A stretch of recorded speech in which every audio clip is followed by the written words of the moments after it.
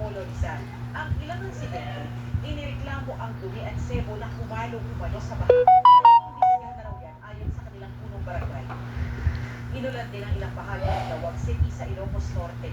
Nagdulot yan ang bahagyang pagbabagay sa daloy ng sasakyan sa ilang kalsada. Mula naman sa Himpapawid, kita kung gaano kalaki ang nangyaring pagbuho sa bahagi ito ng Bontoc Mountain Province. Pansamantala yung isinara sa mga motorista habang nagsasagawa ng clearing operations. Binaha naman ang ilang kalsada sa Tagbilaran Bohol dahil sa malakas na buhos ng ulan. Sa Buda, Davao City, naging hamon ang pag-responde sa bilis sa buong bahagi ng kalsada sa Purok 12. Kasunod yan ang landslide doon itong Lunes ng gabi. Ayon sa ilang residente, matagal nang may bitak sa kalsada bago mangyari ang pagbuho. Bakas pa rin ang nangyaring landslide sa Kidapawan City sa Cotabato. Nabalot na putik ang paligid. Nagkalat din ang ilang punong kahoy at malalaking bato. Isang bahay rin ang tumagilid at nasira. Dahil may banta pa rin ang pagbuho, ipinagbawal muna ang agricultural activities sa lugar lalo't na doon ang mga taniman ng gulay at kulungan ng ilang alagang hayop. Ayon sa Pag-asa, low pressure area, easterlies at localized thunderstorms ang nagdulot ng mga pagulan at landslide sa iba't ibang panig ng bansa. Darlene kahit nakatutok 24 oras. Pumalag ang palasyo sa puna ni Senator Alan Peter Cayetano na tila may selective justice sa administrasyon Marcos. Sa kontrasyon ng kahapon, sinabi ni Cayetano na naniniwala siyang political prisoner sina Senador Jinggoy Estrada at Senador Rodante Marcoleta na kapwa na kaputuro ng walang piyansa. Resulta rin kanya ng kawalan ng justisya ang pagtatago ni Senador Bato de la Rosa mula sa warrant of arrest ng International Criminal Court o ICC. PNP Press Officer Tia Castro, iba ang paniniwala ni Cayetano sa paniniwala ng korte at ang pagkapasaan niya para makapagpiyansa sina Estrada at Marcoleta ay wala kay Cayetano kundi nasa sandigan bayan. So kung ano man ang mga kanyang binanggit, kung yan ang paniwala niya political motivation, maaari na po siguro siyang tumayo na lawyer sa dalawa para ito yung patunayan. Definitely, may mga evidence siyang nakita at yung dalawang po na senado, rather senador, ay maaari naman itong kasinungalingan habang sila po ang magbibigay ng kanilang depensa. Inilabas ng Opera Research ang resulta ng kanilang tugon ng masa survey para sa voting preferences sa isang hypothetical 2028 senatorial election. Sa survey ay pinagawa ng July 4 hanggang 11, pinapili sa nakahandang listahan ng mga respondents kung sino ang iboboto nilang senador kung isinagawa ang eleksyon o panahon ginawa ang survey. Nanguna riyan si Senator Robin Padilla, sinundan ni na Senators Rafi Tulfo at Alan Peter Cayetano, dating Senador Grace Poe, Pasig City Mayor Vico Soto, Senator Lauren Legata, dating Senator Manny Pacquiao, Congressman Paulo Pulong Duterte, broadcaster na si Ben Turbo, dating Makati City Mayor Abby Binay, Senator Jinggoy Estrada, Tourism, Infrastructure and Enterprise Zone Authority Chief Operating Officer Mark Lapid, Senator Jesus Escudero, dating Senador Coco Pimentel, Senator Mark Villar, Education Department Secretary Sariaga, kabilang din sa senatorial preferences sa bilang artista, politiko at kasalukuyang opisyal ng gobyerno. Hindi na rin pinakita ang mga pangalan na nakatanggap ng 1% pababa. 1,200 ang respondents na may edad 18 pataas. Dagdag ng OPRA, may ilang individual na unang isinama sa listahan ang inalista sa kanilang kahilingan. Okay.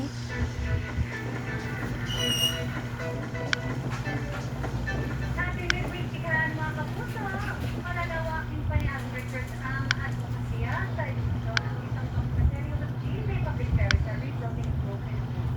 Iambag din ang plan sa kanyang pag-series ng Code Ray. Ang lahat ng records dedicated sa recent achievements na name. Makiksik na kayo pagkakamtan. Sa gitna ng pagiging abla sa kaliwatan ng showbiz commitments, nagdaan ang oras si Asia's multimedia star Alden Richards para gawin ang isang proyektong malaki sa kanyang puso. Ito ang special documentary ng GMA Public Affairs na Rebuilding Broken Homes. Tatalakayin dito ang kasalukuyang kalagayan ng edukasyon sa bansa, isang advocacy na sinusuportahan ni Alden. I hope with this documentary maraming mamulat na mata inspire na this is the current situation of the educational system here in the Philippines, and it's not doing really good.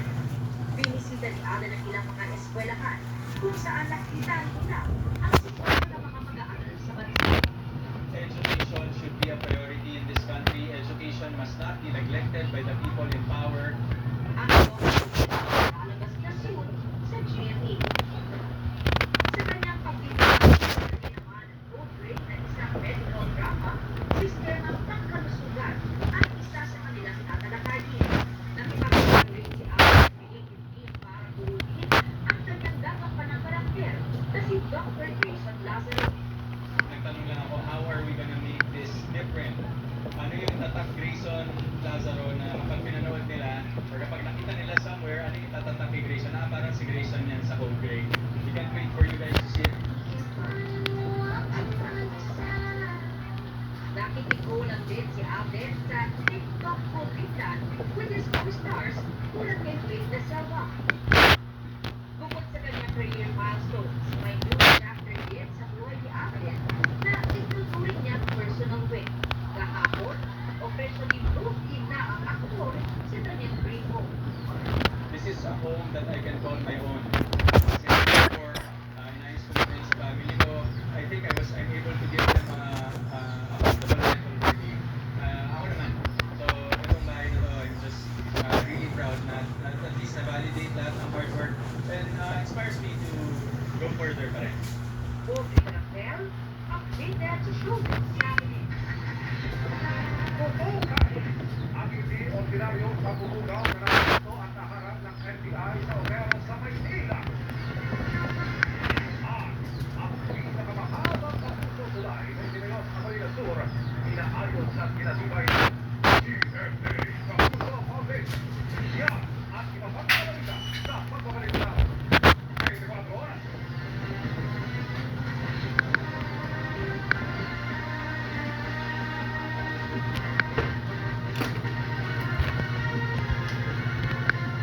Ang bata mo mag-health at makaging immunity ka na. Bago magkasakit, unahan mo na. Araw-araw, tulong para protektado araw-araw. Sa Lane Plus. Sa laro, talaga may iwasang mapawisan at maputikan. Pero sige lang, may new Breeze Liquid Sustain Power Technologies na nagtatanggal ng laro sa masyado walang kusot may long-lasting fragrance pa. New Breeze Liquid. Just again time. Wow! More time! More sauce, more sweet sarap saya. More sauce, more sweet sarap saya. Just again, more sauce, more sweet sarap saya.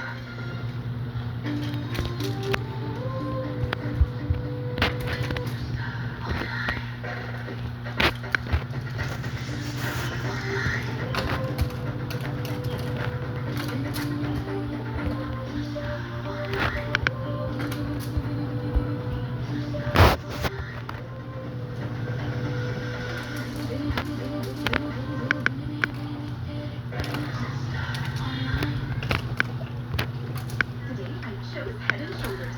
So when others had dandruff, I was dandruff-free, and my gorgeous hair became famous. Honey, maybe. With the best ever Head & Shoulders, my chance. Up to 100% dandruff care. Make every day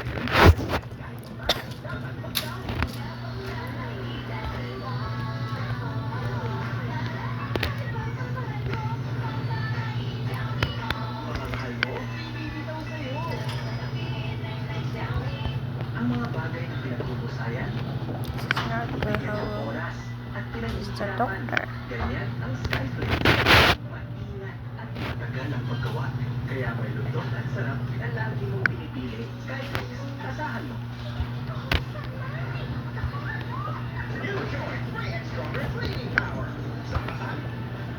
Not only sa tools ng Brand X Liquid. New Joy 3X Stronger Cleaning Power. 45 pesos lang. As a mom, I can care for them when they're sick or protect them from harmful germs. I choose Safeguard, upgraded formula with complete 10 germ protection. Unlike another antibac soap, it targets and protects from 10 types of harmful germs.